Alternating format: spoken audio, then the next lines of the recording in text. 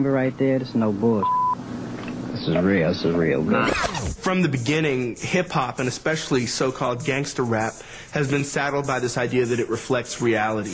Of course, that's never really been true, but it definitely reflects the imagination of the people who make it, and certainly growing up in a violent or in a poor area is going to affect your imagination.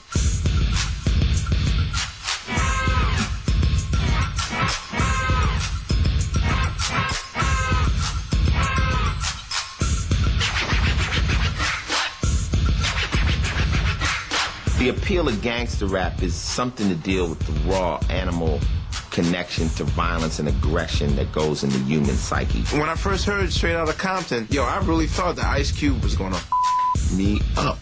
LA is where the focus of the cultural energy is.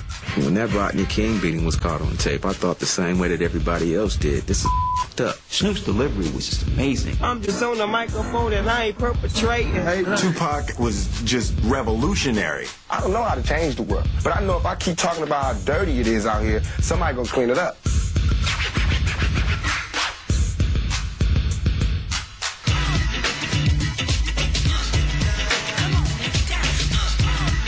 For the first 10 years of rap on record, not only did New York dominate rap, but there was almost nobody else involved. New York City at the end of the 80s is really an exploding place. There's a lot of racially charged incidents. And the city is a cauldron of also creativity. There's all of these young black artists listening to the Malcolm X tapes with their, kente blankets. There's African medallions. There's a lot of racial consciousness.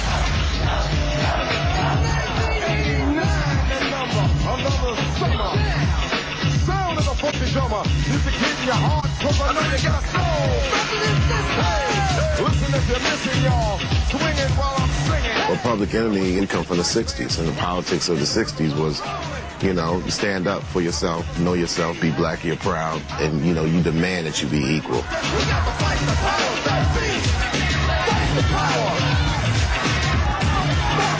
Public Enemy, they were beyond rappers. They were activists. They were revolutionaries. They made the whole community get together and sing those records when they heard it because it was just so incredible.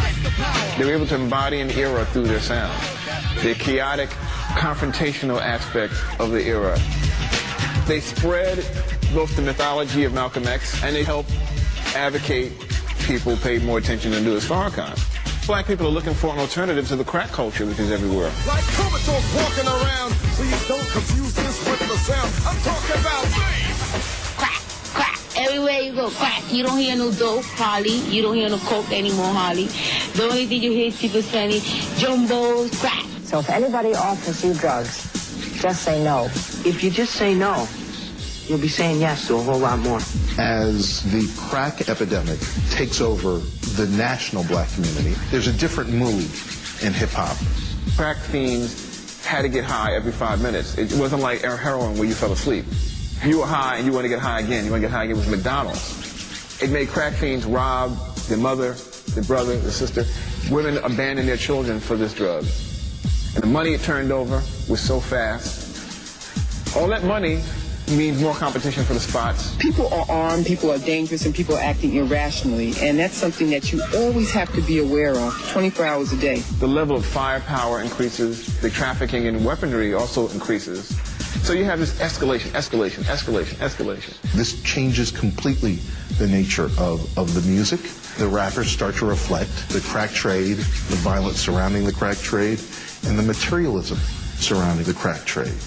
So what had been a culture designed to minimize violence in the ghetto and urban centers in the black community, put your knives down, put your gang wars down, we're going to rhyme against one another, and we're going to b-boy and break against one another, now becomes a culture that reflects a level of violence unforeseen in the black community.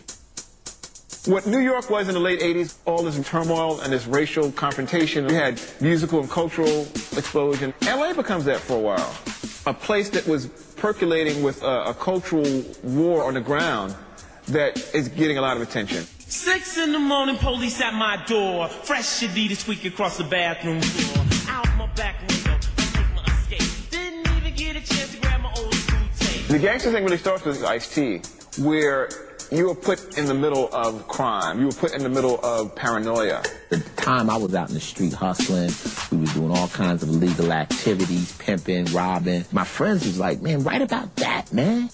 And that was like the invention of gangster rap. His first major hit was the song 6 in the Morning, which talked about the police raids. When Daryl Gates was chief of police in Los Angeles, they would literally start banging doors in and busting people at 6 in the morning. Looked in the mirror, what do we see?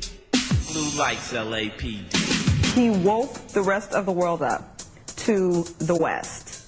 All of his records were pretty much talking about things that were happening here on the West Coast. So we couldn't do nothing but respect that.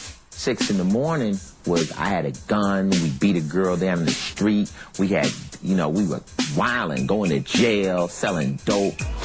It was a wake-up call for all of East Coast people who really aren't aware of the level of gang violence that's going on in California.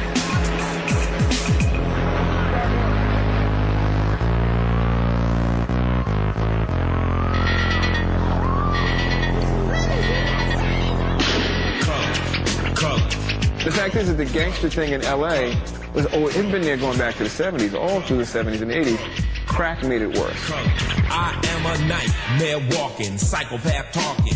King of my jungle, just a gangster stalking, living life like a firecracker, quick as my fuse. Been dead as a death, back the colors I choose. Really, the oldest gangs were the Latino gangs. With the African American gangs, they were what was left of the ashes of the Black Power movement.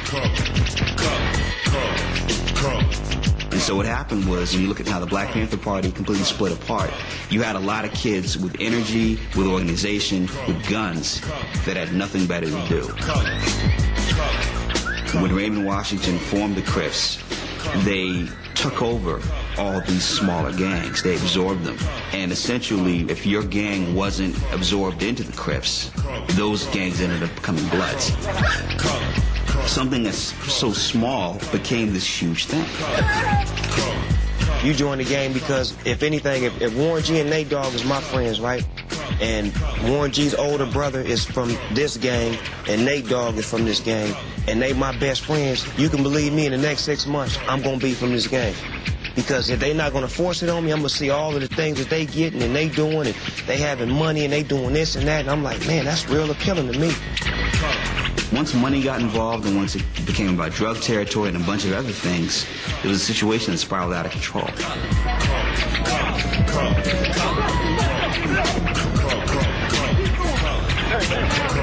People are afraid. They're either afraid of the government, they're afraid of the police, they're afraid of their neighbor. The crack thing created paranoia in the black community like you wouldn't believe. I mean, a lot of LA hip-hop is about fear. You know, and so I'm going to kill you before you kill me. Speed of life, fast. It's like walking barefoot over broken glass. It's like jumping rope on a razor blade. All lightning quick. Decisions are made. When you listen to Ice-T's gangster rap, he talks about the player side. He talks about the successful guys. What it's like when you're on top of the game. Illegally, professional. High Rollers was one of the first videos to depict the hustler lifestyle. And this was back in the days when MTV allowed you to show pretty much everything. I mean, we had M16s in the video, around the pool. We had guns, beepers, bulletproof vests, money. And one of the things about the video was it was all real stuff.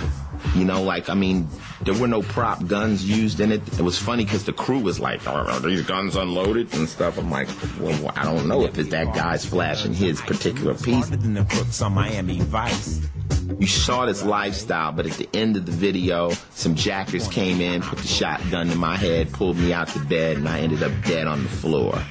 And that's my way of telling the story of that life. You better watch your back if you want to be a high roller.